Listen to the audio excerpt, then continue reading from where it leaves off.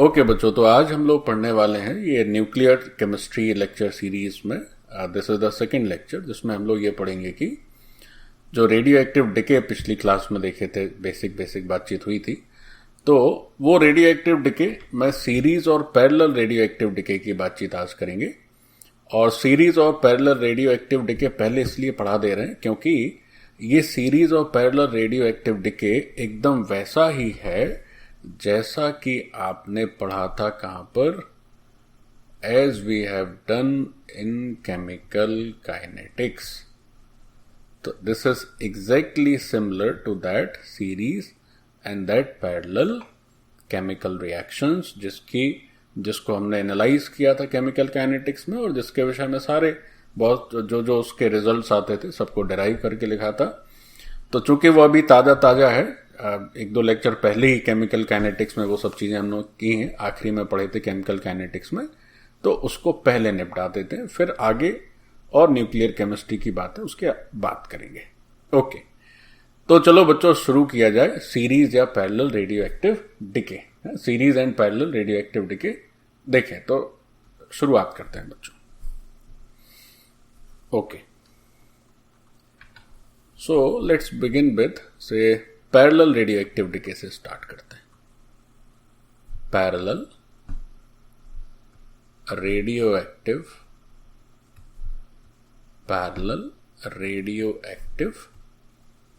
Decay. देखो भाई क्या होता है ये। अब ये पैरेलल रेडियो एक्टिव डिके ठीक वैसा ही है जैसे कि हम लोगों ने केमिकल काइनेटिक्स में फर्स्ट ऑर्डर पैरेलल रिएक्शंस या पैरेलल काइनेटिक्स के बारे में बातचीत की थी। तो अगर आपको याद हो बच्चों, तो उस तरह से होता है कि से कोई ए इज द रिएक्टेंट, तो यहां पर हम कहेंगे कि ए जो है दैट इज अ न्यूक्लियाई, और उस न्यूक्लियाई से क्या होगा, या उस न्यूक्लियाई के डिसइंटीग्रेशन से हमको साइमल्टेनियसली दो नए न्यूक्लियाई मिलते हैं। First is B and the second is सी।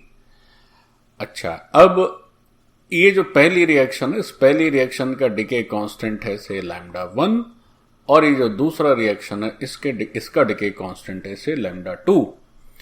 और ये अपना जो इनिशियली जो न्यूक्लियाई ए है इसके नंबर ऑफ न्यूक्लियस दिए हुए हैं। सो हमें क्या क्या पता है, से लेट्स से इनिशियल का मतलब हो जाता है when this disintegration process or this decay process is just started। तो इनिशियल में हमारे पास नंबर ऑफ एटम्स कहें या नंबर ऑफ न्यूक्लियाई कहें, इस ए के लिए दीज आर एन नॉट। तो नेचुरली जैसे हम लोग पैरेलल रिएक्शंस पढ़ते थे फर्स्ट ऑर्डर काइनेटिक्स, जब हम लोग पढ़े थे काइनेटिक्स में, तो आपको याद होगा कि क्या क्या गिवन रहता था बच्चों। गिवन ये रहता था कि ए से बी यानी कि इस फर्स्ट रिएक्शन के लिए रेट कांस्टेंट, तो वहां तो रेट कांस्टेंट होते थे, यहां डिके कांस्टेंट है, तो रेट कांस्टेंट दिए रहते थे K1 K2, और ये ए नॉट दिया रहता था। और उसके बाद हमने क्या रिजल्ट लिखा था, हमने ये रिजल्ट देखा था कि after time T what is the remaining amount of A and what is the amount that is form for B as well as C. A कितना बचा यानी 80, और बी और सी कितने फॉर्म हुए मींस बीटी एंड सीटी। तो ये बात हम लोग सीख चुके हैं ऑलरेडी काइनेटिक्स में। अब उसी को जस्ट यहां पर बच्चों रिपीट कर देना है, उसी को जस्ट रिपीट कर देना है। तो ऐसी सिचुएशन में जो गिवन इंफॉर्मेशन है वो गिवन इंफॉर्मेशन है that is N not means number of nuclei for A, decay constant λ1, another decay constant λ2। Okay, तो वैसे तो एक बार हम पीछे ऑलरेडी कर चुके हैं, तो I will not go into the proof, we have already done it in previous lectures. Means chemical kinetics का शायद 14 और 13-14 लेक्चर्स में ये सारी चीजें हैं। तो हम लोग जो है क्या करेंगे कि डायरेक्ट रिजल्ट्स देखेंगे। ठीक है बच्चों, डायरेक्ट हम लोग रिजल्ट्स देखेंगे जैसे हम लोग काइनेटिक्स में ऑलरेडी कर ही चुके हैं। थोड़ा सा एक लाइन दो लाइन थोड़ा सा इंट्रोड्यूस कर देते हैं कि यहां पर गिवन है λ1, λ2 और n0, और क्वेश्चन इस तरह से आते हैं कि आप बताइए आप क्या बताइए, आप बताइए। यहां पर AT BT CT की बात नहीं होती है, यहां ऐसे कहते हैं कि से N बताइए। N मतलब हो गया कि जैसे कहेंगे कि आप NA बता दीजिए, फिर पूछा जाएगा NB बता दीजिए, फिर पूछा जाएगा NC बता दीजिए। मीन्स नंबर ऑफ न्यूक्लियाई और number of atoms of A, B and C, इस तरह से बता दीजिए। जबकि काइनेटिक्स में यही चीजें कंसंट्रेशन में, एक्टिव मास में आ जाती हैं, यहां पर वो नंबर ऑफ न्यूक्लियाई में चेंज हो जाता है। एनीवेज, तो बच्चों अगर हम पैरेलल रेडियो एक्टिव डिके की बात करते हैं तो से this is the first reaction, इस रिएक्शन को नाम दे देते हैं से this is your first reaction, और इसको नाम दे देते हैं से this is your second reaction. Okay, तो अगर हम बात करते हैं कि A से डिके होके बनता है B, so this is one part, और दूसरा हो गया कि A से डिके होके बनता है C, this is the second part. Fine.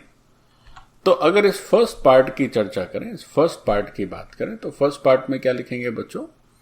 तो फर्स्ट पार्ट में लिखेंगे कि जो माइनस dN/dt है, माइनस dN/dt मीन्स ये जो है एक्टिविटी हो गई किसकी? A की, फर्स्ट पार्ट में, फर्स्ट रिएक्शन में, फर्स्ट डिके प्रोसेस में।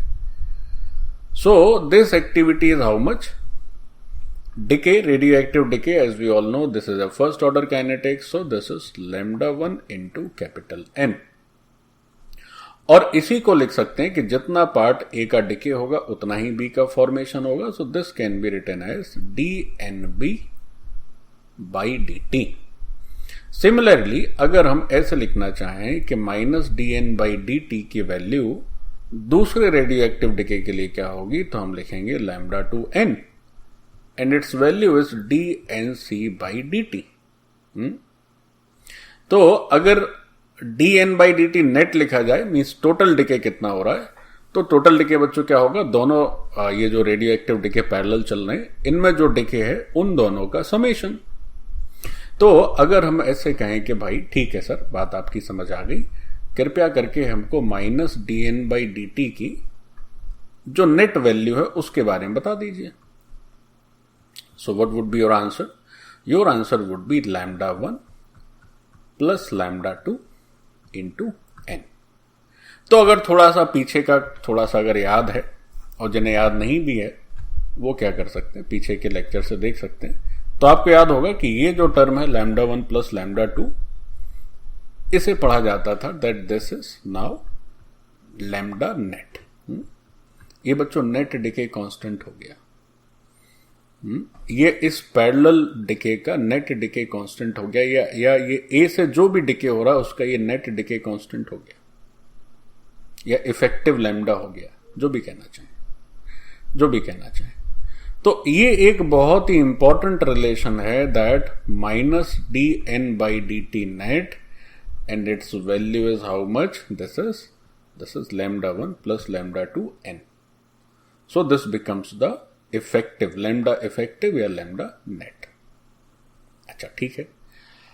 अब भाई ये जो N है, या NA की बात करें कि भाई T टाइम बाद, या NA NB NC का मतलब हुआ कि आप टाइम के टर्म में या टाइम के रिस्पेक्ट में इनकी जनरल वैल्यूज लिख दीजिए, ताकि हम पूछें कि भाई ठीक है बताइए से 10 साल रेडियो एक्टिव डिके चूंकि लंबे प्रोसेस होते हैं, ईयर्स, मिलियंस ऑफ ईयर्स में भी कई बार चले जाते हैं बच्चों, क्योंकि it's after all it's a first order kinetics, तो थियोरेटिकली तो ये कभी खत्म ही नहीं होगा, चलता ही रहेगा डिके। एनीवेज, तो जैसे हुआ कि भाई आज से अगर इसका डिके स्टार्ट हो रहा है, चलिए बताइए कि से आफ्टर 100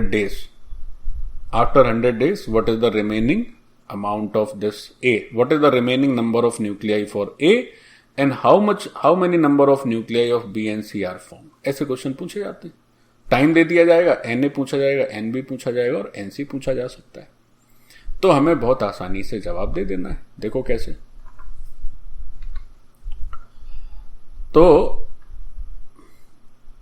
तो हम बड़ी आसानी से कह सकते हैं कि सर A से तो चूंकि केवल डिके ही हो रहा है और AT equal to A0 e to the power minus λt हो जाता है, माइनस KT हो जाता है, तो उसी तरह N0 हो जाएगा, sorry not N0, NA N A हो जाएगा सर एन नॉट और e to the power minus lambda effective, lambda net भी लिख सकते हैं, लैम्डा इफेक्टिव भी लिख सकते हैं, into T.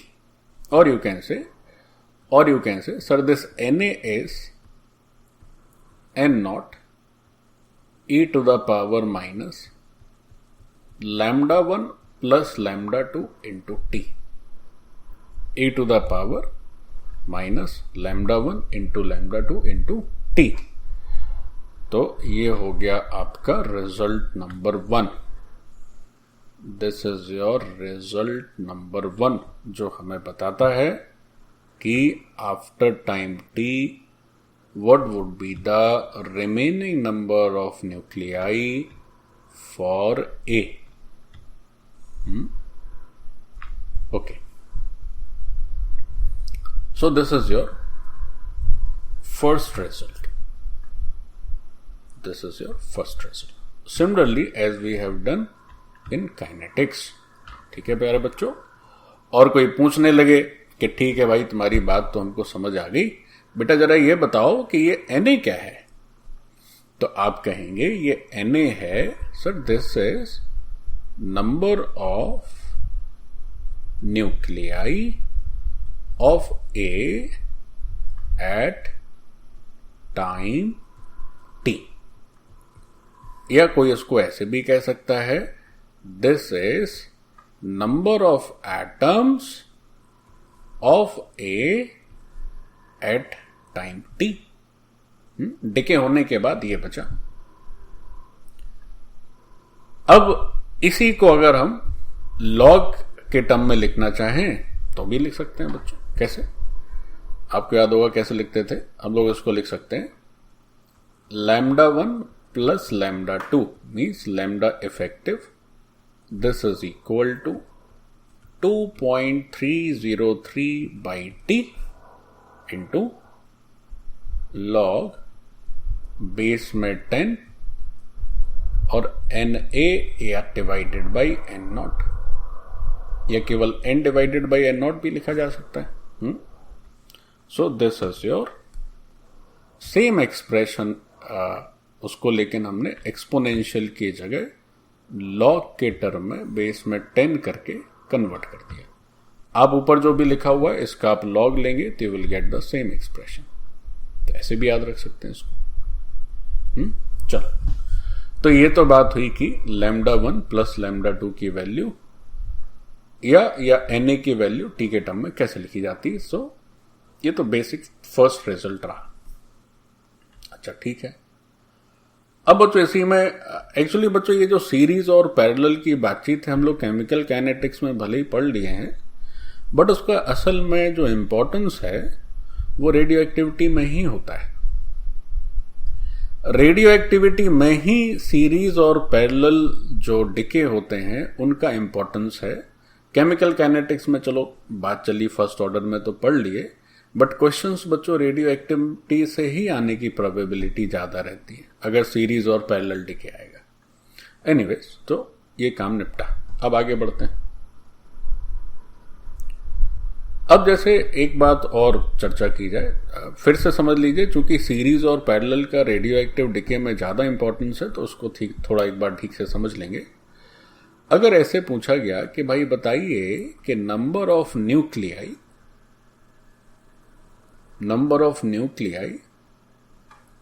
Of A disintegrated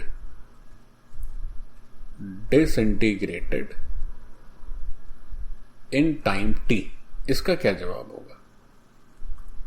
in time t। तो आप कहेंगे कि सर शुरुआत की थी हमने n0 से और आफ्टर टाइम t जो हमारे पास रिमेनिंग है these are n0 e to the power minus lambda 1 plus lambda 2 into T. भाई ये जो अभी थोड़ी देर पहले देखे, so what was that? This was Na, है ना। ये क्या है? यही तो बच्चों Na है, यही तो Na है। मतलब इतना number of nuclei T time के बाद हमारे पास बचता है, and this was the initial. तो इनिशियल में से जो अभी हमारे पास रिमेनिंग है उनको अगर हम सब्ट्रैक्ट कर दें तो we must get the number of those nuclei which actually disintegrate या जिनका डिके हो गया, जो गायब हो गए, जो रेडियो एक्टिव रेडिएशन में उड़ गए, तो उनकी वैल्यू बच्चों क्या आएगी? सो एन नॉट तो बाहर आ जाएगा और 1 minus e to the power minus lambda 1 plus lambda 2 into T. तो ये बच्चों एक बहुत ही इंपॉर्टेंट स्टैंडर्ड है जो हमें ये बताता है कि नंबर ऑफ न्यूक्लियाई ऑफ ए हमें क्या बताता है? ये हमें बताता है कि number of nuclei of A disintegrated in time T, उनकी वैल्यू क्या है? वो कौन सा नंबर है जो डिसइंटीग्रेट हो गया है भाई? तो वो है N naught into 1 minus e to the power minus lambda 1 plus lambda 2 into T. और आप इसको अगर अलग अलग करेंगे तो ऊपर ये अलग अलग करके लिखा हुआ है तो एकदम क्लैरिटी है कि ये जो है इनिशियली है t इक्वल टू 0 पर है और ये है जब टाइम t हो गया। सो अब इसका देखो आगे यूज आएगा इस एक्सप्रेशन का याद रखने से। कैसे यूज आएगा? जैसे कोई पूछ दे, अच्छा ठीक है सर आप जो बता रहे हैं बात हमको तो समझ में आ रही है, हमको ये पता चल गया कि टी टाइम बाद हमारे पास इतना बच गया, सॉरी टी टाइम में इतना हमारा डिसोसिएट हो गया। अब कोई पूछ दे कि अच्छा ठीक है जरा हमको ये बताइए कि सर डिग्री ऑफ डिसोसिएशन क्या हो गया यहां पर। कोई पूछ दिया कि सर डिग्री ऑफ डिसोसिएशन बता देते। Degree of dissociation means alpha की वैल्यू बताइए यहां पर क्या होगी। ये जो आप रेडियो एक्टिव डिके की बातचीत कर रहे हैं तो यहां पर अल्फा क्या लिखेंगे? तो अल्फा क्या होता है? अल्फा यानी डिग्री ऑफ डिसोसिएशन का मतलब होता है कि number of atoms decades divided by the total initial number of atom. So 1 minus e to the power minus lambda 1 plus lambda 2 into t. So this is the number which actually decayed in time t and divided by the n naught. Degree of dissociation का मतलब जब kinetics में करते थे तो क्या करते थे? Concentration which actually decomposed per unit concentration when the initial concentration is taken as 1, ऐसे भी कह सकते हैं। तो दैट वाज अल्फा। अब यहां पर कंसंट्रेशन की जगह हो गया बच्चों नंबर ऑफ न्यूक्लियाई। तो अगर इनिशियल नंबर ऑफ न्यूक्लियाई 1 है तो कितना उसका हिस्सा हुआ जो डिसइंटीग्रेट हो गया, वो होता है अल्फा। तो ये वाला नीचे वाला एन नॉट और ऊपर वाला एन नॉट हो जाएगा cancel and you are going to have alpha is equal to 1 minus e to the power minus lambda 1 plus lambda 2 into T. अब ये जो अल्फा वाला स्टैंडर्ड है वो मैंने काइनेटिक्स में शायद स्किप कर दिया था। उसका कारण ये कि ये जो पोर्शन है सीरीज और पैरेलल, ये बच्चों डिके के लिए ही ज्यादा इंपॉर्टेंट है। तो हमने कहा चलो जो आगे पढ़ाना ही है उसी समय देख लेंगे। तो this is the value of your degree of dissociation, 1 minus e to the power minus lambda effective into T, lambda effective into T. अब यही चीज अगर कोई केमिकल रिएक्शन में पूछे तो बस क्या चेंज कर देना है, लैम्डा 1 लैम्डा 2 की जगह K1 K2 कर देंगे और तो कोई चेंज नहीं होना है हा? जैसे अगर हम लिख भी दें यहां पर, so the same alpha would be 1 minus e to the power minus K1 plus K2 and that's it. So ये अल्फा किसके लिए एप्लीकेबल है? ये अल्फा एप्लीकेबल है केमिकल रिएक्शन के लिए। ये किसके लिए एप्लीकेबल है? This is applicable for a chemical reaction. और बच्चों ऊपर वाला अल्फा किसके लिए एप्लीकेबल है? This is applicable for naturally radioactive disintegration या रेडियो एक्टिव डिके भी कह सकते हैं, पैरेलल डिके हैं दोनों। Okay, so this was the degree of dissociation. अब आगे बढ़ते हैं। आप चाहें तो इसको ऐसे लिख सकते हैं, से this is the result number 2। ये क्या हो गया? This is your R2, means result number 2. Okay, now let's move forward. अब बच्चों ये जो डिग्री ऑफ डिसोसिएशन तो निपट गया. अब जैसे पूछा जाए कि NB बताइए, NB का जनरल एक्सप्रेशन बताइए टी के टर्म्स में. तो आपको याद होगा कि NB कैसे लिखते थे. हम लोग लिखते थे लैम्डा, यहां पर K की जगह बस लैम्डा कर देना होगा. तो lambda 1 divided by lambda 1 plus lambda 2 या लैम्डा इफेक्टिव. फिर आता है N0, और N0 के साथ आ जाता है बच्चों 1 minus e to the power minus lambda 1 plus lambda 2 into T. ऐसे अगर कोई पूछे कि अच्छा ठीक है भाई एनसी का एक्सप्रेशन बताइए इन टर्म्स ऑफ टी, तो एनसी मतलब ये सी बनता था दूसरे रेडियो एक्टिव डिके में जिसका डिके कांस्टेंट लैम्डा 2 है. तो यहां से जो एनसी की वैल्यू आती है that is lambda 2 divided by lambda 1 plus lambda 2.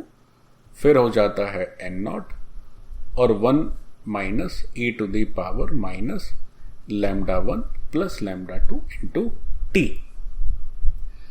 अब बच्चों एक जैसे बड़ी मजेदार बात यहां आप समझ सकते हैं. मजेदार क्या कि उससे जो भी आप काम कर रहे हैं उसको थोड़ा सा और कंफर्मेशन मिल जाएगा. ये जो एनबी और एनसी की वैल्यू लिखी है हमने, तो हमारी वैल्यूज को एक थोड़ा सा कंफर्मेशन हो जाएगा जो हम आपको अभी बताने वाले हैं. ठीक है भाई, क्या बताने वाले हैं समझो जरा. देखो ये जो अभी हमने एनबी और एनसी लिखे बच्चों, इन एनबी और एनसी में दो हिस्से हैं. दो हिस्से कैसे, गौर से देखें. एक तो पोर्शन ये वाला है जिसमें कि उस रिस्पेक्टिव डिके का डिके कांस्टेंट और नीचे है उसका इफेक्टिव डिके कांस्टेंट, यानी कि जो ओवरऑल उस पैरेलल डिके का इफेक्टिव डिके कांस्टेंट है that is lambda 1 plus lambda 2. So this is part 1. Okay, what is part 2? Part 2 is this expression which is N0 into 1 minus e to the power minus lambda 1 plus lambda 2 into t. This is your part 2. अच्छा, ये part 2 क्या है? जरा गौर करें. ये जो part 2 है ये तो अभी थोड़ी देर पहले किए थे. क्या था ये part 2? ये part 2 हमें बताता है, ये जो येलो सर्किल्ड है, this yellow circle is the number of nuclei is a plural term, number of nuclei disintegrated.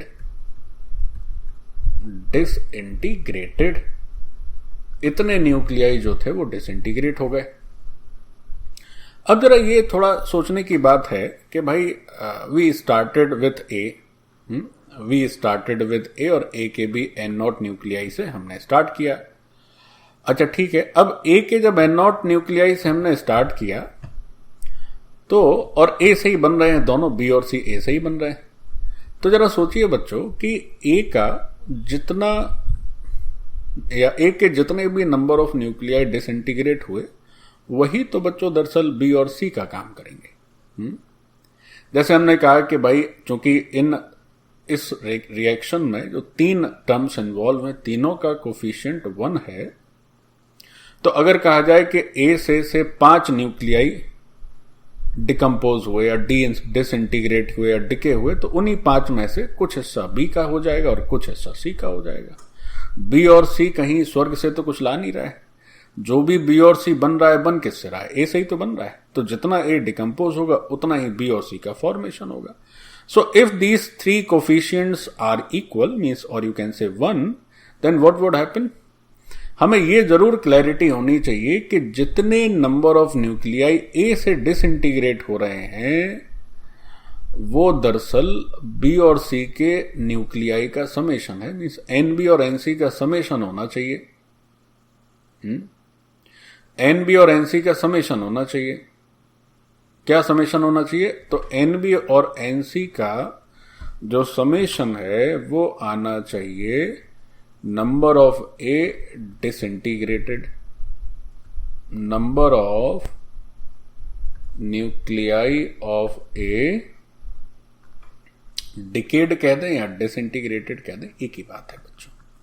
जितना डिके हुआ, हमने कहा से 10 डिके हुए तो से 7 बी हो गया और 3 हो गया सी, इसी तरह से कुछ भी हो, लेकिन इनका जो भी, चूंकि नंबर ऑफ एटम्स जितने यहां से डिके हुए उतने ही एटम्स यहां बी और सी के नजर आने चाहिए। तो हमने जो बी और सी की वैल्यू लिखी है एनबी और एनसी की, तो जरा गौर करें तो भाई ये हिस्सा तो कॉमन है, और ये जो हिस्सा कॉमन है वही है नंबर ऑफ न्यूक्लियाई डिसइंटीग्रेटेड। थोड़ा सा मुझे और उसको क्लैरिफाई करना चाहिए था। नंबर ऑफ न्यूक्लियाई ऑफ ए है बच्चों ये। ए के वो न्यूक्लियाई है जो डिसइंटीग्रेट हो गए। Now if you add these two NB and NC you will be surprised कि ये तो कॉमन ही है, और लैम्डा 1 प्लस लैम्डा 2 भी कॉमन आ जाएगा, तो ऊपर भी वही, तो सब ये कट कटा के गायब हो जाएगा, केवल इतना ही बचेगा। और ये है क्या? यही तो है ए के number of nuclei which actually disintegrated. देखो सब बात वहीं से बराबर आती है। देखो आगे के पेज में करते हैं बच्चों। तो अगर हम क्या करें कि अगर हम ऊपर जो एनबी और एनसी हमने लिख रखा है, if you add these two you are going to get lambda naught into 1 minus e to the power minus lambda 1 plus lambda 2 into t। और यही हम एक्सपेक्ट भी करते थे कि ये एनबी और एनसी का जो समेशन है वो इतना ही आना चाहिए। ये किसके बराबर है? What is this? This is n naught minus na, means जितना ए डिक्रीज हुआ या जितना ए डिसइंटीग्रेट हुआ उसके इक्वल है ये। अच्छा ठीक है, बात समझ आ गई। अब इसी में एक और गंभीर मसला है, उससे भी निपट लेते हैं। जैसे अब आपको याद होगा कि गंभीर कुछ नहीं है, एक और इसमें वेरिएशन हो सकता है कि ए बी और सी में कुछ कोफिशिएंट लगा दिए जाएं। उससे पहले एक चलो क्वेश्चन कर लेते हैं, उससे पहले क्वेश्चन कर लेते हैं, फिर हम लोग वो कोफिशिएंट वाला काम भी कर लेंगे। तो क्वेश्चन कुछ यूं है कि एक बच्चों पैरेलल डिके का सिस्टम दे दिया है। So this is a parallel decay. अब जैसे अगर डिके वर्ड लिख दिया जाए तो ये अंडरस्टूड है कि ये जो है फर्स्ट ऑर्डर की ही बात हो रही है, क्योंकि रेडियो एक्टिव डिके जो है फर्स्ट ऑर्डर काइनेटिक्स को फॉलो करते हैं। अब जैसे पूछा गया कि भाई ऐसा था कि इफ से ऐसी कोई एग्जांपल के लिए मैं आपको समझा रहा हूं, जैसे ऐसे बोला गया कि if 50 nuclei of A are completely disintegrated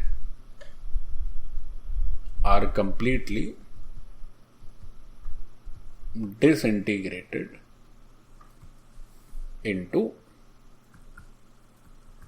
B and C, then find आपको एन बी बताना है और एन सी भी बताना है,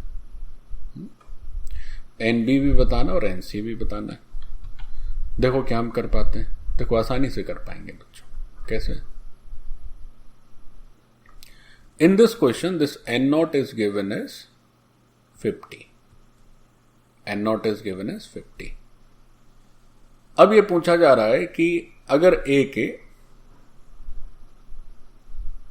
इवन कंप्लीटली वर्ड को हटा ही देते हैं, इसको छोड़ देते हैं कंप्लीटली, केवल हमें यह दिया है कि ए के, नहीं चलो ठीक है कंप्लीटली लिखना जरूरी है, मतलब जो भी ए था वो पूरा का पूरा दी एंड हो गया, बी और सी में कन्वर्ट हो गया। तो बताइए साहब कि एन बी और एन सी क्या होगा? एन बी और एन सी क्या होगा? तो अगर कोई ये पूछे कि ठीक है भाई एन नॉट तो 50 है, पहले ये तो तय कर लो कि ए का कितना न्यूक्लियाई एक्चुअली डिसइंटीग्रेट हुआ है। तो आप कह सकते हैं कि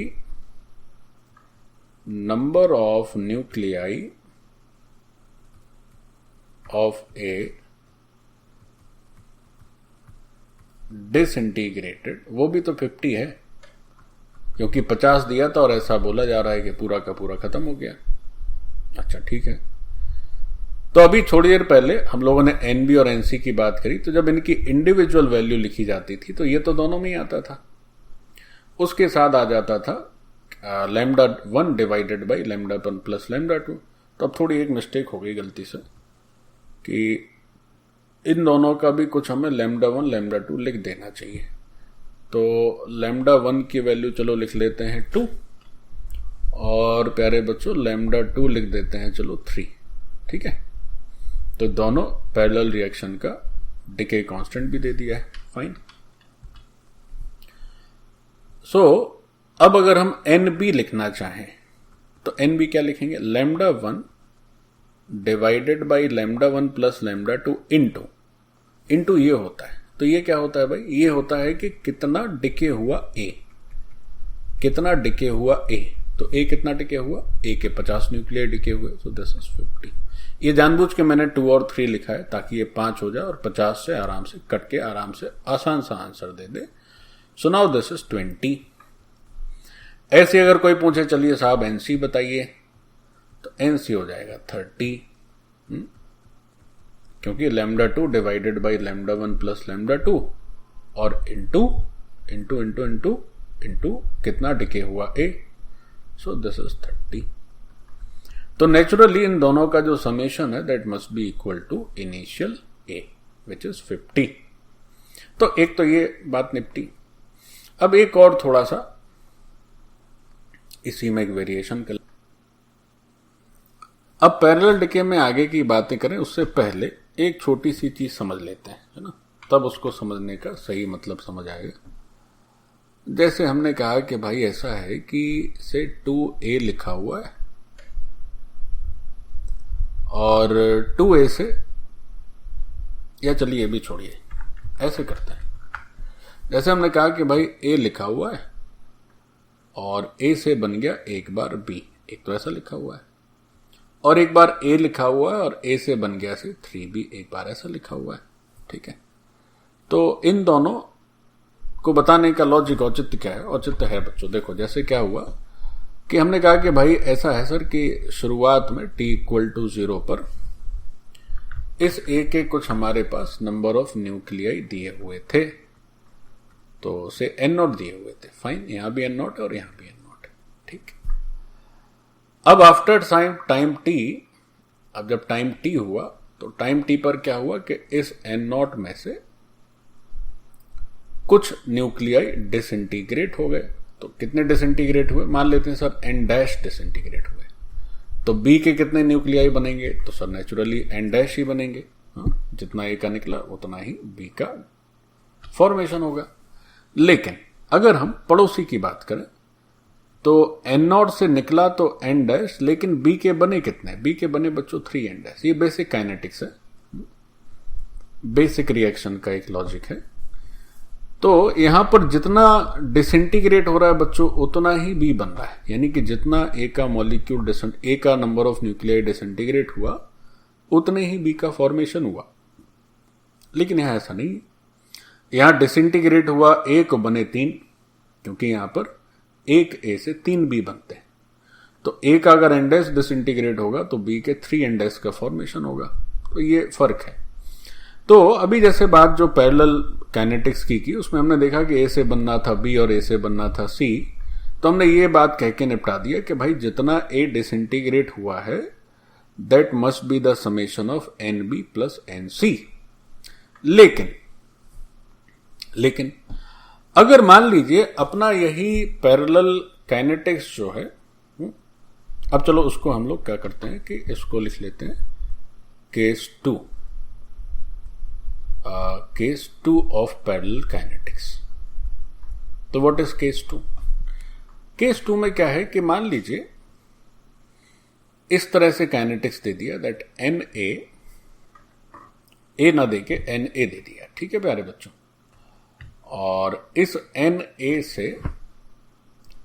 से हुआ कि n1 बना दीजिए b और n2 बना दीजिए c, और इन दोनों का λ1 और λ2 यानी डीके कांस्टेंट दे दिया। तो फिर से वही सारी बातें पूछी जाएंगी कि आप टाइम t बाद बताइए कि कितना a बचा और कितना b और c का फॉर्मेशन हुआ। यहां भी हमें क्या दिया हुआ, यहां भी हमें जो गिवन इंफॉर्मेशन है that would be same that initially से दिस इज n0। फाइन। अब अगर हम अभी तो हमने कुछ उसको सॉल्व किया नहीं, वैसे अगर आपको याद है तो केमिकल काइनेटिक्स में we did this also anyways, लेकिन अभी हम उस पर जाते नहीं, हम केवल एक साधारण सी बात पूछना चाह रहे हैं। बात यह है कि जब भाई इसके सॉल्यूशन की चर्चा होगी तो इसके सॉल्यूशन में क्या हम ऐसे लिख सकते हैं कि क्या हम ऐसे लिख सकते हैं कि जो एन बी और एन सी जो भी बने, क्या उसकी नंबर ऑफ न्यूक्लियाई का जो समेशन है that is number of nuclei that is number of nuclei of A disintegrated, क्या ऐसे बोला जा सकता है? क्या आंसर आएगा वो बात की बात है, लेकिन जैसे पिछले जो एक रेगुलर केस था पैरेलल डिके का, उसमें क्या दिया कि भाई एनबी और एनसी का जो समेशन है वो number of nuclei of A disintegrated, जितना डिसइंटीग्रेट हुआ वही ए और बी, वही बी और सी में बट गया। जैसे अभी पीछे क्वेश्चन भी किए कि 50 न्यूक्लियाई डिसइंटीग्रेट हुए तो एक के बने 20, एक के बने 30। वही ऊपर भी दिख रहा है, ए का जितना डिसइंटीग्रेट हुआ उतना ही बी बन रहा है, लेकिन यहां वैसा नहीं है। ए का डिसइंटीग्रेट हुआ n डैश, बी का फॉर्मेशन हुआ 3n डैश। सिमिलरली इस केस 2 में भी, अच्छा एक और डिस्क्लेमर यहां पर रिक्वायर्ड है, वो डिस्क्लेमर ये है कि जो n है कॉमा n1 जो है और n2 ऑल नॉट सेम, ये तीनों सेम नहीं है, ये क्वेश्चन का हिस्सा है। तो अगर ये तीनों सेम नहीं है तो इसका मतलब पक्का है कि ए में जो भी डिकम्पोजिशन या डिसइंटीग्रेशन हुआ है that is not equal to NB plus NC. तो फॉर दिस particular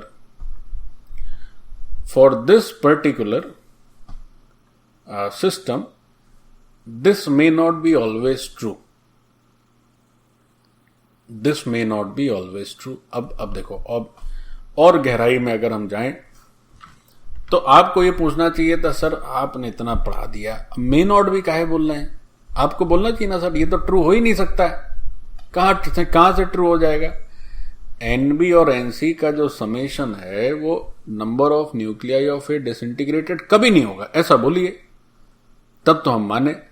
ऐसा नहीं है बच्चों, कभी हो भी सकता है, कभी ऐसा हो भी सकता है। ये तीन इक्वल नहीं है, फिर भी ऐसा हो सकता है कि एनबी और एनसी का summation number of nuclei of A disintegrated के बराबर हो जाए।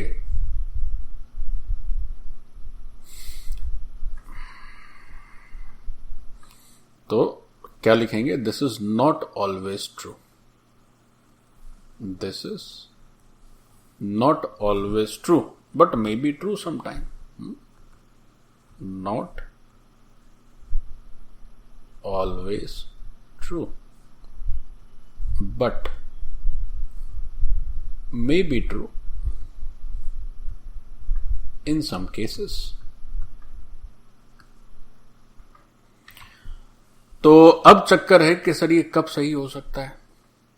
ये सही भी हो सकता है, बिल्कुल हो सकता है बच्चों। देखो कैसे, जैसे अगर हम कहें कि से ए के 2 मोल से, 2 मोल थोड़ा ठीक नहीं है, ए के 3 मोल से स्टार्ट किए, ठीक,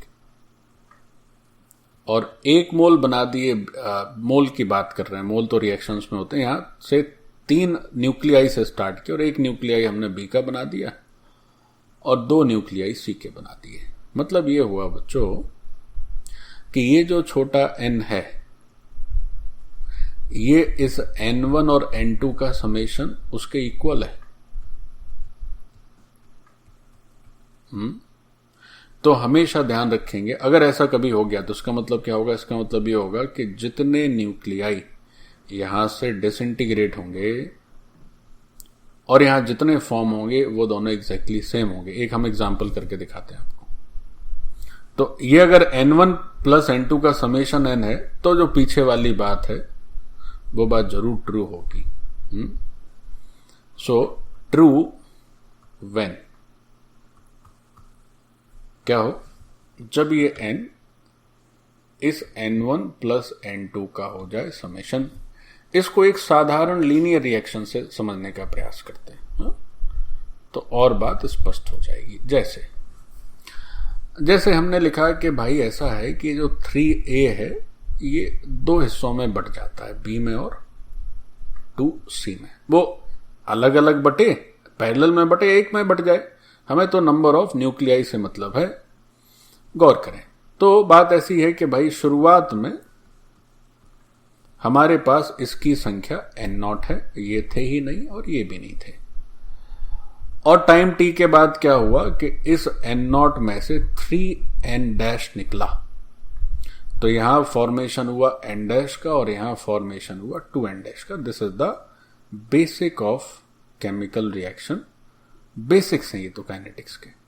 भाई जो रेशियो रहता है, सॉरी, जो स्टोइकियोमेट्रिक कोफिशिएंट रहता है उसी रेशियो में ना डिकम्पोजिशन और फॉर्मेशन होता है। तो बच्चों कितना ए डिसइंटीग्रेट हुआ, तो आप कहेंगे सर एक जो डिसइंटीग्रेट हुआ वो हुआ 3n'। अच्छा ठीक है, और बी और सी जो है जो फॉर्मेशन हुआ उसका समेशन कितना हुआ। If you add these two you are again going to get this 3n' which is similarly to the disintegrated A. Anyways, लेकिन अगर ऐसा नहीं है तब फिर जो A डिसइंटीग्रेट होगा वो फॉर्म हुए B और C के समेशन के बराबर नहीं होगा। ठीक, चलिए, तो ये तो चर्चा हुई। अब वास्तविक जो उसकी जो एनालिसिस करनी है, उसके जो फॉर्मूले लिखने हैं जिसमें कि ये कोफिशिएंट अलग अलग होते हैं, तो उनको भी एक बार देख लेते हैं। वैसे हम लोग काइनेटिक्स में एक बार ऑलरेडी कर चुके हैं, still let's do them once more because here they are even more important. देखो तो बच्चों, अगर हम पहले तो बस डिके का जो रिएक्शन है, सॉरी डिके का जो मैथमेटिकल एक्सप्रेशन, उसको एक बार फटाफट लिख देते हैं। तो ए से बी जो डिके हो रहा था, तो अब उसमें हम लोग simple minus D N by D t की जगह 1/n into minus D N by D t लिखेंगे। Fine, this is what, this is decay constant into N, and this is what, this is 1/n1 d N B by D t. Similarly अगर हम decay की बात करें which was from A to C, so that is how much, again 1/n minus dn by dt. This is equal to lambda 2n and this is equal to 1/n2 dnc by dt. Fine. तो अगर आपको याद हो कि अगर हम इन दोनों को इतने हिस्से को ऐड कर दें, इस पार्ट को, if we add this portion, इतने पार्ट को अगर ऐड कर दें, तो जो 1/n minus D N by D T है, या जो minus D N by D T, उसकी नेट वैल्यू आ जाएगी। सो व्हाट हैपेंस, हमारे पास आ जाएगा 1/n और ये हो गया minus D N by D T net, and it has the value of lambda 1 plus lambda 2 into capital N. Or you can say that minus dn by dt net, this is equal to n into lambda 1 plus lambda 2 into capital N. तो ये हम लोग already एक बार इस result से रूबरू हो चुके हैं जब हम लोग काइनेटिक्स कर रहे थे। तो आपको याद होगा कि हम लोगों ने सीखा था कि अब जैसे अभी जो नॉर्मल, जो रेगुलर पैरेलल डिके था, उसमें जो लैम्डा इफेक्टिव था, that lambda effective was lambda 1 plus lambda 2, but here now lambda effective is n into lambda 1 plus lambda 2। बस यही फर्क है। अब जो इतना हिस्सा है, what is this, this is known as lambda effective which is n into lambda 1 plus lambda 2।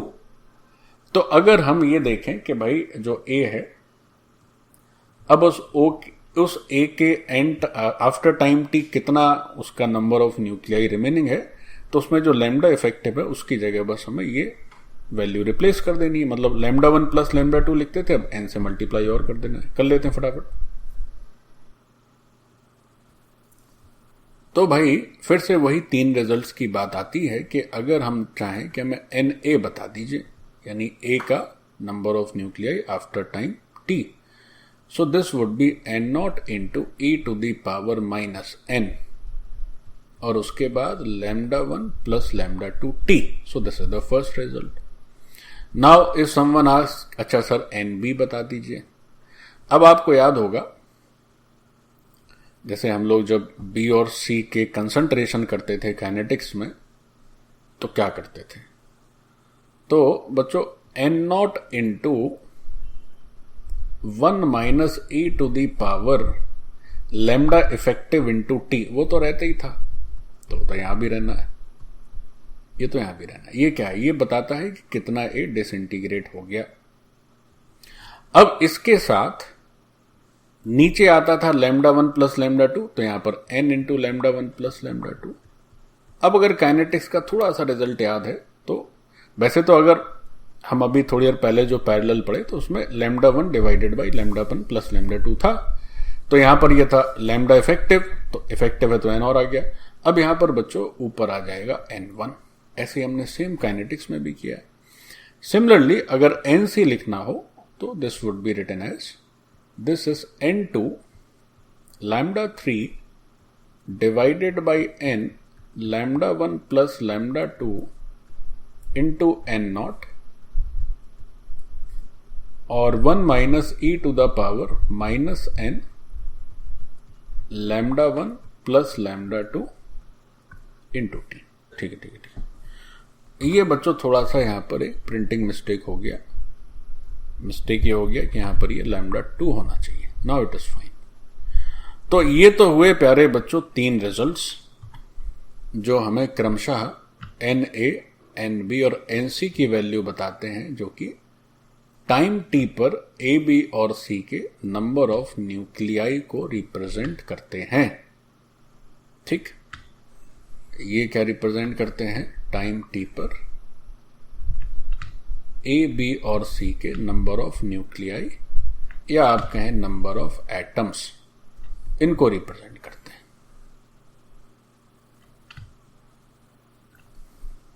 Fine, नीचे थोड़ा सा लिख देते हैं इसका मतलब क्या है।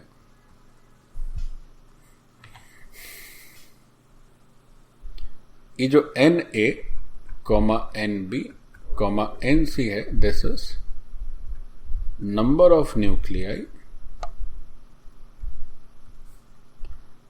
of A, B and C respectively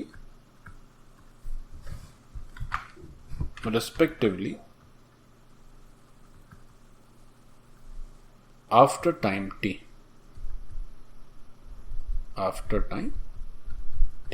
ठीक। तो ये हो गया अपने N B, N A, N B और एन सी। अच्छा, अब एक बात और समझी जाए, जैसे आपको एन बी की वैल्यू दे दी चलिए और एन सी पूछ दिया, और आपको lambda 1, lambda 2, lambda 2, n1, n2 और n दे दिया, n नॉट नहीं दिया है, n नॉट नहीं दिया है, तो भी आप आंसर कर सकते हैं बच्चों। कैसे? अगर इन दोनों में से एक वैल्यू दी है और इनिशियल एन नॉट नहीं भी दिया है और गिवन है दैट लैम्डा 1, लैम्डा 2, एन और n1, तो आप एक को देख के दूसरा बता सकते हैं। देखो जरा एक कर लेते हैं। जैसे बच्चों मान लीजिए एक हमने क्वेश्चन लिखा, क्वेश्चन में यूं लिखा कि से 5a this gives 2b and से 7c। फाइन, और ये लैम्डा 1 दे दिया 1, लैम्डा 2 दे दिया। ये बस हम ऐसे ही आपका मनोरंजन करने के लिए मन से कुछ भी लिख दे रहे हैं, है ना, जरूर नहीं कि ऐसा होता हो, ये बस ऐसे ही समझाने के लिए लिखती है। एनीवेज, अब क्वेश्चन में ऐसे पूछा गया कि ये एक रेडियो एक्टिव डिके है, ये एक रेडियो एक्टिव डिके है तो फिर लिखने की जरूरत नहीं कि ये फर्स्ट ऑर्डर है। क्वेश्चन इज गिवन लाइक कि after 1 year of decay, after 1 year of continuous decay, ये बस क्वेश्चन को थोड़ा सा खूबसूरत बनाने के लिए मैं लिख रहा हूं। After 1 year of continuous decay, if NB is equal to say 50, find NC। बस इतना सा क्वेश्चन है। And there is nothing given about N naught. ये पता नहीं कि एन नॉट क्या होगा, कोई चिंता नहीं बच्चों। कारण क्या है? कारण ये है कि अभी जो हम लोग पैरेलल डिके की बात कर रहे थे तो उसमें हमने ये सीखा कि भैया ये जो अपना एन बी है और जो एन सी है उसका अगर हम रेशियो करें तो वो आता है n1 lambda 1 divided by n2 lambda 2। क्योंकि दूसरा हिस्सा वो तो कटना है ऊपर नीचे, और नीचे का जो n into lambda 1 plus lambda 2 है वो भी कटना है। तो अगर यहां पर एक काम और भी कर सकते थे, 5 ना देके 5 नहीं देते हैं, ठीक है, 5 ना देके लिख देते हैं x, x लिख देते हैं, मतलब और लिख देते हैं कि x जो है एक नेचुरल नंबर है। चलो तो और मामला गंभीर हो जाता। आपके लिए कोई गंभीर नहीं है, आपके लिए कहां गंभीर है? x से कोई लेना देना नहीं, उसको तो बेचारे को कट नहीं है, उसको तो उसकी नियति है कि उसको जाना है, तो उससे कोई लेना देना नहीं। एनसी बताना है। So what would be the NC? NC is NB into n2 into lambda 2 divided by n1 into lambda 1. So what is nb? This is 50. n2 is 7. Lambda 2 is 3. n1 is 1, not 1.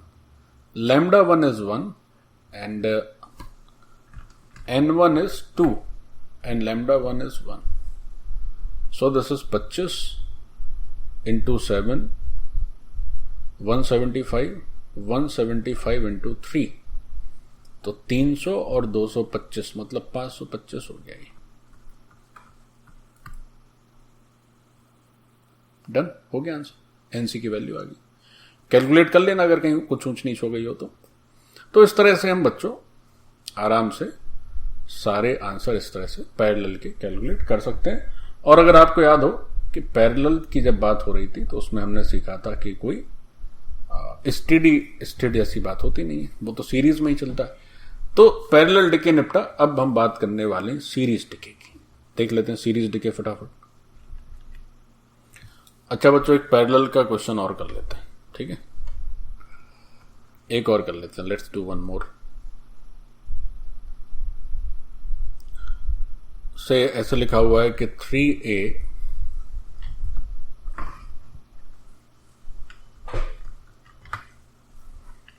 और उस 3a से बन गया कुछ b और कुछ c। Let's say this is 2b and this is 5c and this is lambda 1, this is lambda 2, and given that this is a radioactive decay, this is a radioactive decay, और initially इसके moles दे दिए से, ये moles हैं बच्चों 16 मोल है हमारे पास। ये ए के 16 मोल्स हैं, फाइन। अच्छा, देन आफ्टर क्या है कि क्वेश्चन में हमें ये जो डिके कांस्टेंट्स हैं लैम्डा 1 और लैम्डा 2, इनका कुछ रेशियो दे दिया। मान लेते हैं लेट से रेशियो इज हाफ 1/2। अब पूछा गया कि find number of moles of B and C at T equal to T full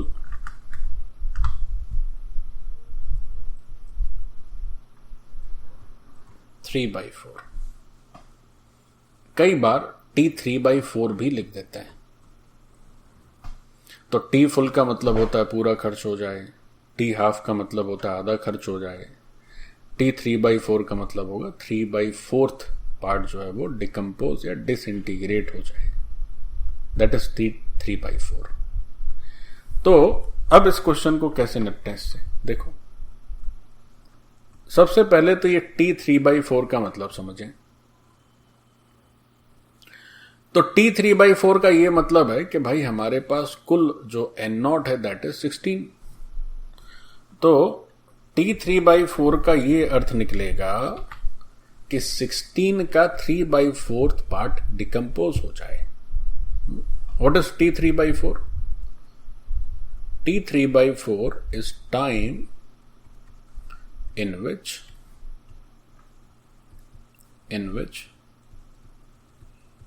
3/4 part of nuclei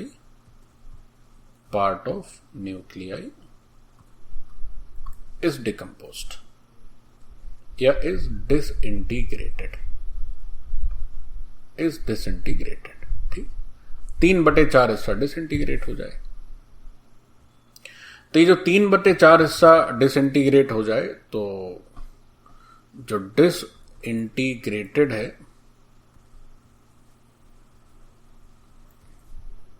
nuclei of ए, तो वो क्या हो जाएगा?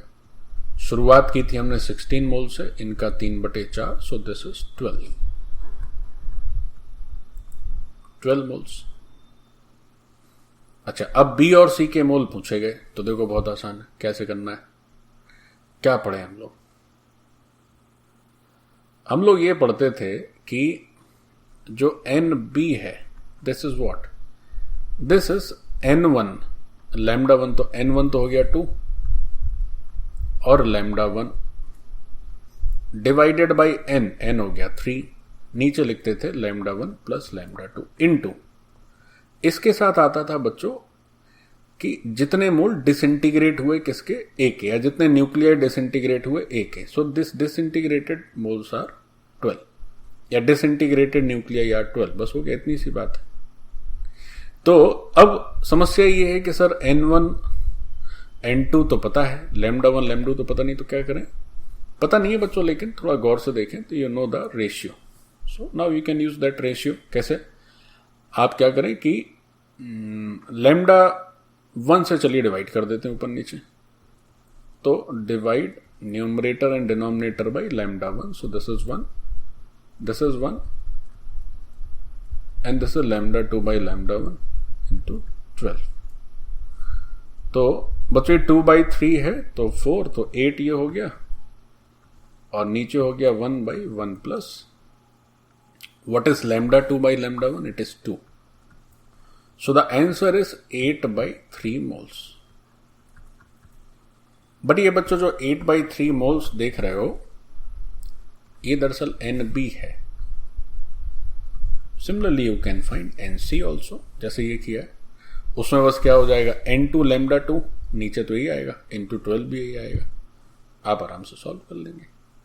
Okay, so now this part, that is parallel disintegration or parallel decay, this stands finished, completely done. अब चर्चा का विषय बनने वाला है सीरीज डिके, अपना चिरपरिचित सीरीज डिके, और बहुत ही इंपॉर्टेंट, बहुत ही ज्यादा इंपॉर्टेंट। क्या होता है भाई इसमें क्या होता है बच्चों कि दो डिके एक ही सीरीज में साइमल्टेनियसली होते रहते हैं। ठीक, सारी बात हम लोग पहले से ही जानते हैं, क्योंकि हमने सीरीज डिके का, सीरीज रिएक्शन का एक सेपरेट लेक्चर किया हुआ है। स्टिल बेसिक बस, और फिर डायरेक्ट रिजल्ट। तो यहां भी वही होता है कि भाई शुरुआत में कह देंगे कि हमारे पास ए के अमुक नंबर ऑफ न्यूक्लियाई है। अब टी टाइम बाद बताइए कि कितना ए है, कितना बी है और कितना सी है, और λ1 λ2 नेचुरली गिवन है। So for this series decay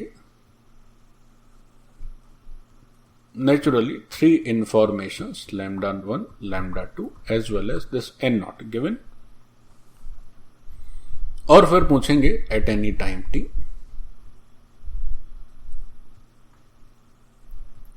eight any time T comma find N A comma N B comma N C. ठीक, तो शुरुआत करते हैं बच्चों। सबसे पहले जो पहला रिजल्ट हमें लिखना रहता है, रिजल्ट नहीं, पहले थोड़ा सा इक्वेशन लिख लेंगे। तो भाई d N A by D t minus A का तो डिसइंटीग्रेशन ही हो रहा है, तो उसको लिख देंगे lambda one N A. Fine. दूसरे में ये जो D N B by D T net है, तो ये क्या है भाई, ये हो गया एक तरफ से फॉर्मेशन, तो लैम्डा वन एन ए, और एक तरफ से इसका डिसइंटीग्रेशन, तो lambda two N B. Already हम लोग पहले से लिखे हुए हैं। और तीसरा इसका नंबर है D N C by D T net. तो अगर D N C by D T net है तो ये हो जाएगा lambda two N B. So these are the three basic equations using which we will be getting the results. अब सीधा ये सारे डिफरेंशियल इक्वेशन है, इनको हमें सॉल्व करके एन ए एन बी और एन सी की वैल्यू चाहिए। यहां पर नेट की कोई आवश्यकता नहीं है, ये तो अकेला ही है।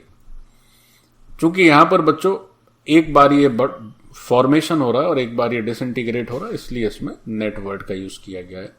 एनीवेज, अब हम लोग direct N A N B और एन सी के जो रिजल्ट्स आते हैं उनको करने वाले हैं। कैसे आता है, कैसे डिफरेंशियल इक्वेशंस का सॉल्यूशन होता है, you can prefer the lecture of series kinetics, मतलब kinetics of series reactions in chemical kinetics. तो हम लोग डायरेक्ट रिजल्ट देखते हैं बच्चों। तो अगर बात एन ए की करते हैं, so this is just N naught e to the power minus lambda one T. फिर अगर एन बी की बात करते हैं, so this is lambda one divided by lambda two minus lambda one N naught e to the power minus lambda one T minus e to the power minus lambda two into T. This is N B. And if we see the N C, तो ये थोड़ा सा बड़ा और जटिल आता है, but फिर भी इसको याद रखा जा सकता है। This is one by lambda two minus lambda one, उसके बाद एन नॉट, और एन नॉट के बाद lambda two, one minus e to the power minus lambda one T minus lambda one, one minus e to the power minus lambda two T. तो ये हो गया तुम्हारा एन सी। जहां पर N A N B N C क्या है, N A comma N B and N C are number of nuclei of A B N C respectively at time T. Done. तो ये रिजल्ट हम लोगों ने directly यहां पर यूज कर लिए without having the proof. So proof अगर किसी की जानने की इच्छा है तो वो केमिकल काइनेटिक्स में भी सेम रिजल्ट्स आते हैं, तो वहां से प्रूफ देख सकता है। चूंकि समय का अभाव है तो यहां करने से, बार बार सेम चीज का रिपीट करने से कोई लाभ नहीं है। ओके, और ये सिंपल मैथमेटिकल डिफरेंशियल इक्वेशन के सॉल्यूशंस हैं, इसमें कोई विशेष केमिस्ट्री का भी योगदान नहीं है, तो हम लोग डायरेक्ट रिजल्ट याद रख सकते हैं। फाइन।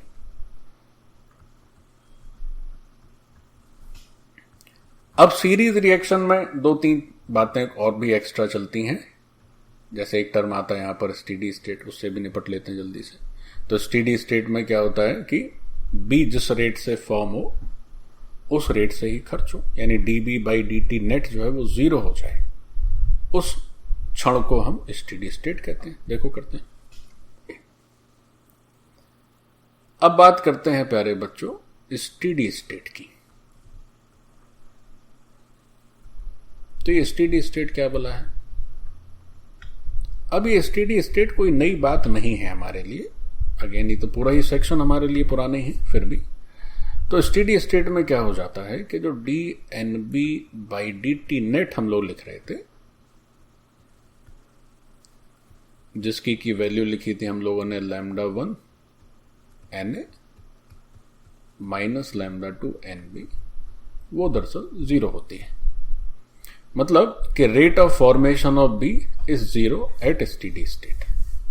न तो कुछ बनता है और ना ही खर्च होता है, क्योंकि ये क्या है, ये दरअसल है rate of this portion is rate of formation of B and this is rate of disintegration of B. तो ये दोनों ही रेट सेम हो जाती हैं।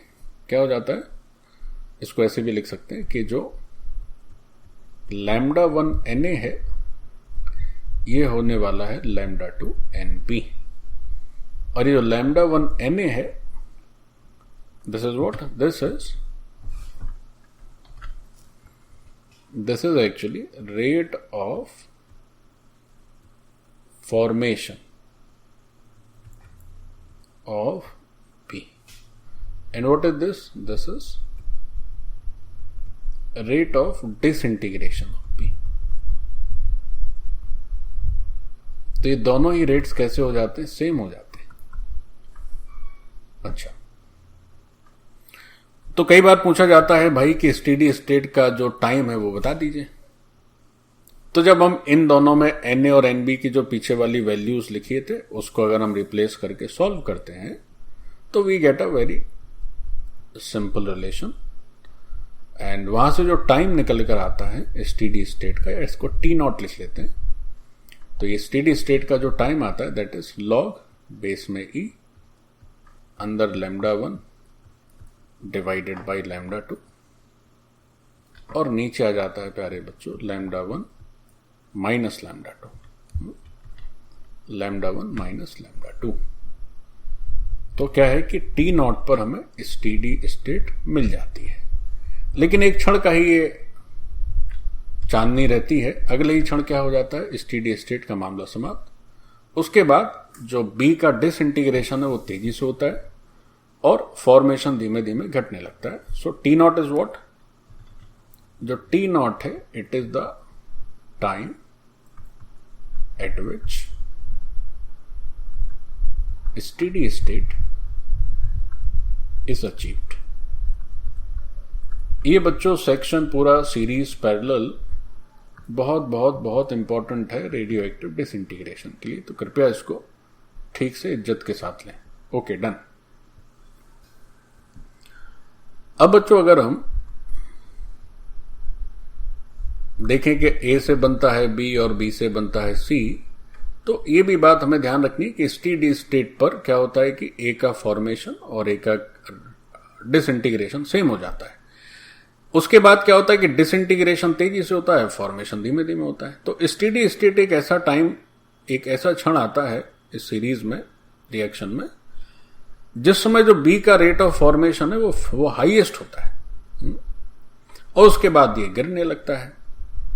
तो स्टेडी स्टेट के पहले नेट डी का फॉर्मेशन होता रहता है, बी बढ़ता रहता है और उसके बाद बी गिरता रहता है ना। तो बच्चों क्या होता है कि बिफोर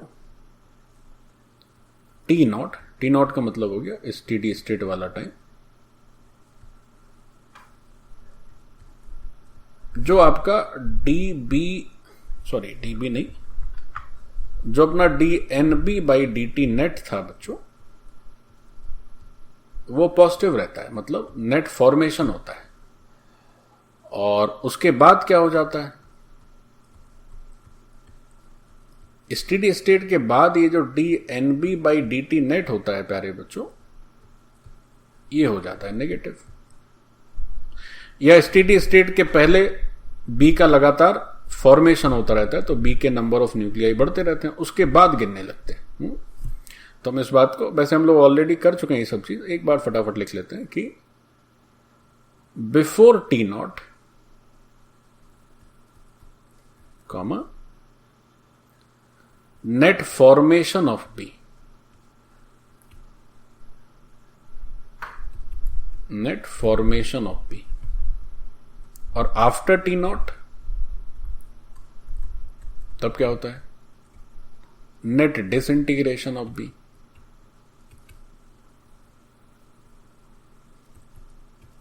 तो अगर हम टी की बात करें तो टी वो टाइम है कि उस पर बी का कंसंट्रेशन बच्चों हाईएस्ट होता है, या बी के नंबर ऑफ न्यूक्लियाई हाईएस्ट होते हैं। तो अगर एन बी मैक्स पूछा जाए तो हाईएस्ट का मतलब क्या है भाई, इसके बाद तो फिर ये गिरने लगा ना। So this N B max is at steady state, this is at steady state, है ना। बड़ा इंपॉर्टेंट रिजल्ट कि एन बी मैक्स की वैल्यू कब होगी, तो आप कहेंगे at T equal to T naught, this is max at T equal to T naught. Fine.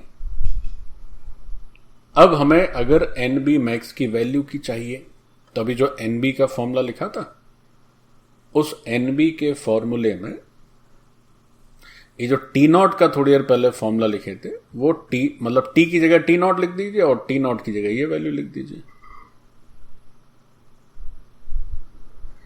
तो हमें क्या होगा, या एक और आसान तरीका है करने का, देखो एक और आसान तरीका है, कैसे, देखो बच्चों, at T equal to T naught या एट स्टेडी स्टेट हमने देखा कि जो लैम्डा 1 एन ए है वो दरअसल लैम्डा 2 एन बी के इक्वल होता है, और एन बी स्टेडी स्टेट पर मैक्सिमम हो जाता है। तो अगर हम एन बी मैक्स लिखना चाहें तो ये हो जाने वाला है lambda 1 divided by lambda 2 into N A, लेकिन ये एन ए कब, जब T equal to T naught हो जाए। तो लैम्डा 1 बाई लैम्डा 2 ठीक है, एन ए की वैल्यू होती है N naught e to the power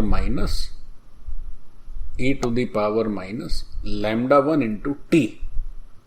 अब टी ना लिख के टी नॉट लिख दो, और टी नॉट कितना है, टी नॉट है लॉग के अंदर लैम्डा 1 बाई लैम्डा 2, और नीचे है बच्चों अभी टी नॉट की जो वैल्यू लिखे थे लैम्डा 1 माइनस लैम्डा 2। ये सब एक ही पावर में है प्यारे बच्चों।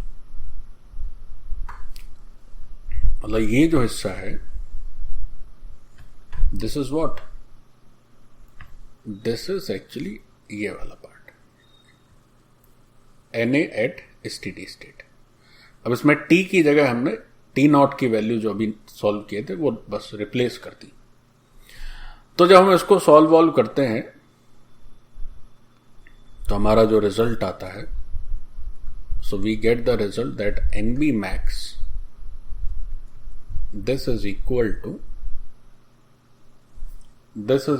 to, आप इसको याद रखेंगे बच्चों, आप इसको याद रखेंगे that N B max is equal to N naught into lambda 1 by lambda 2 to the power of minus lambda 2 by lambda 1 minus lambda 2। आप इसको सॉल्व करके चेक कर सकते हैं, you will find the same result.